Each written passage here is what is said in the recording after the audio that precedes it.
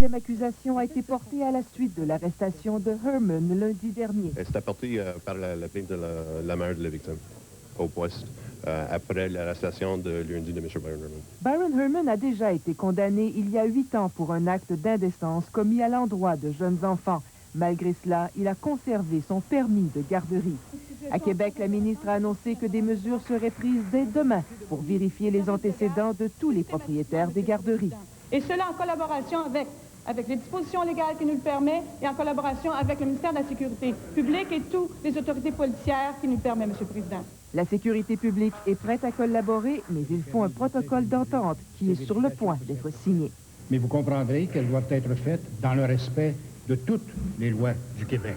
Quant aux parents de Hudson, ils sont beaucoup moins inquiets depuis que Byron Herman a été arrêté et ils sont en discussion avec le ministère de l'Enfance pour conserver leur garderie. Les éducatrices, ils sont merveilleuses, ils sont là avec nos enfants comme si de rien n'était. Nos enfants sont entre de bonnes mains. Brian Herman fait maintenant face à 4 chefs d'accusation, 3 d'agression sexuelle sur des enfants et un autre de bris de condition, parce que M. Herman est retourné à la garderie alors qu'il n'en avait pas le droit. C'est la raison pour laquelle il est incarcéré aujourd'hui. Il saura lundi s'il sera remis en liberté. Dominique Poirier, Radio-Canada, Valleyfield. À Granby, l'agent Jean-François Cloutier de la Sûreté du Québec a poursuivi aujourd'hui son témoignage au procès de ses 3 collègues accusés d'entrave à la justice. Jean-François Cloutier a affirmé qu'il a été pris de remords après avoir rédigé de faux rapports pour tenter de disculper la fille d'un collègue impliqué dans un accident. Jean-François Cloutier l'avoue. Il a cédé aux pressions de ses collègues et rédigé de faux formulaires d'alcotest, dont un indiquant des taux de 80 et 70 mg d'alcool dans le sang de Sophie Brodeur, comme le lui aurait suggéré son père, Marcel.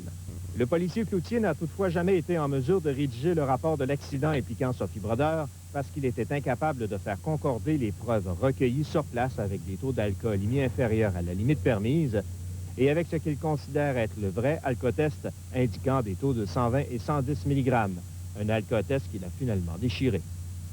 C'est le 9 janvier, après avoir longuement réfléchi, que Jean-François Cloutier a fait volte-face et décidé de dire et d'écrire ce qu'il soutient être la vérité. Il avise Deragon et Brodeur. C'est alors qu'il constate que des documents relatifs à l'accident sont disparus de son classeur et que le 3e accusé, Pierre Boileau, alors délégué syndical, entre en scène. Ce dernier s'adresse à lui en ces termes. « Comment ça, t'es pas capable de mentir? Comment ça, t'es pas capable de rédiger un faux rapport? » C'est en avril 1997 que l'agent Cloutier apprend que la comparution de Sophie Brodeur pour répondre à des accusations de conduite en état d'ébriété prévues pour juin est reportée en septembre, parce que son collègue Pierre-Yves Deragon a finalement décidé de déposer son propre rapport des faits.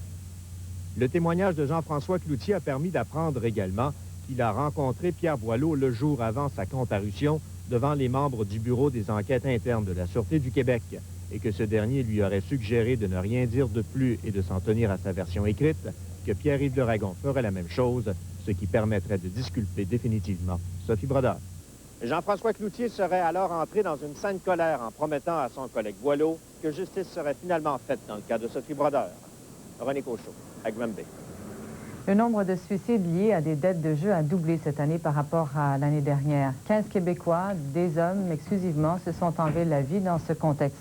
Le coroner s'en inquiète et insiste sur la nécessité de faire de la prévention auprès de ceux qui sont des dépendants du jeu. J'ai vraiment vécu l'isolement dans le jeu. Je me cachais pour jouer et je pensais être le seul à faire ou avoir ce comportement-là. Pendant 2 ans, Jean-Marc a joué presque tous les jours au vidéopoker, allant jusqu'à vider le compte en banque de sa conjointe.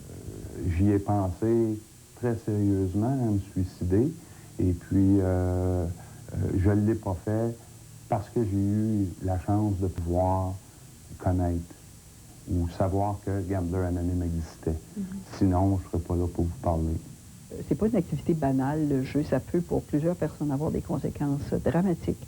Depuis le début de l'année, 15 hommes n'ont pu chasser les idées noires et sont passés à l'acte. Endettés, sans espoir, ils ont mis fin à leur jour. C'est une hausse vertigineuse par rapport aux années dernières où on a eu 8 et 6 et les années précédentes, on en avait 2 ou 3 en moyenne par année. Donc, 99 est réellement, là, il y a une lumière rouge qui s'allume. Quand on a conclu à des joueurs compulsifs, c'est parce que ces gens-là ont laissé une note à l'effet qu'ils avaient des problèmes de jeu ou encore des membres de la famille ont informé le coroner que que la victime avait des liens avec le jeu. Il pourrait donc y en avoir plus, et pas seulement dans les régions où l'on trouve un casino.